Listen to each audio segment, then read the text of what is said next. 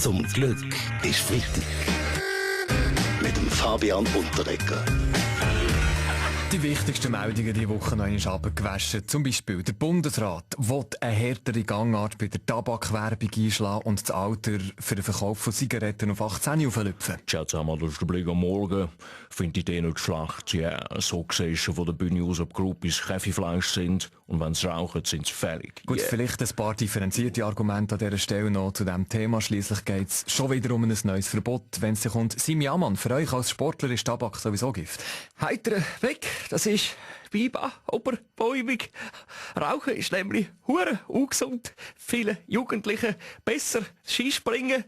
Ich bin schon als Teenager lieber 100 Meter durch die Luft gespickt. Das ist viel gesünder für die Lunge. Mit 2 gebrochenen Armen kannst du auch nicht rauchen. Aber jetzt mal ehrlich sein, ist das wirklich so, der hat noch nie geraucht in ihrem ganzen Leben? Ja, möchte ich eigentlich schon lange gerne anfangen mit Rauchen. Ich, oh Mann, gehe auch immer an den Kiosk das Päckchen holen, aber die Verkäuferin glaubt mir nie, dass ich schon 16 bin. Ja, nu, das Jahr habe ich immerhin alle meine Wettkämpfe können rauchen. Die Frage, die ja im Raum steht, machen denn noch mehr Verbot die Jugend wirklich gesünder? Wir fragen unseren Experten in der Runde, der Präventivmediziner Ständerat Felix Gutzwiller. Die Frage ist ja, Finger weg vom Tabak unter 18? Im Gegenteil, Studien zeigen, dass gerade Kinder von Kettenrauchern meistens gesünder sind als Kinder von Nichtrauchern. Gut, das glaube ich jetzt also nicht, oder? Doch, der Grund ist, dass sie mehrmals pro Tag für ihre Eltern rausgehen, um Zigaretten zu holen.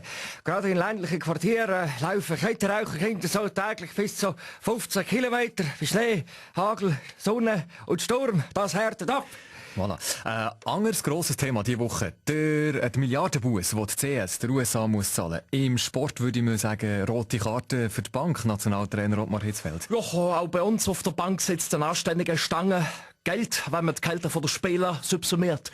Genau. Blick? Verdammt, 2,6 Milliarden Dollar Cash, aber Geld bei anderen Gruben gegrabt, hat lieber einen Spatz auf dem Dach. Und nach dem Interview mit der Milliardärsgattin Irina Beller im People-Magazin Glanz und Gloria am Sonntag hätten wir sie gern kurz hier im Studio innen auch noch befragt. Ich finde das unprofessionell. Sie sind unprofessionell und der Champagner ist warm. Das ist kein Champagner. Ja, was noch schlimmer, Prosecco. Nein, das ist Kaffee. Adieu. Zum Glück ist Freitag.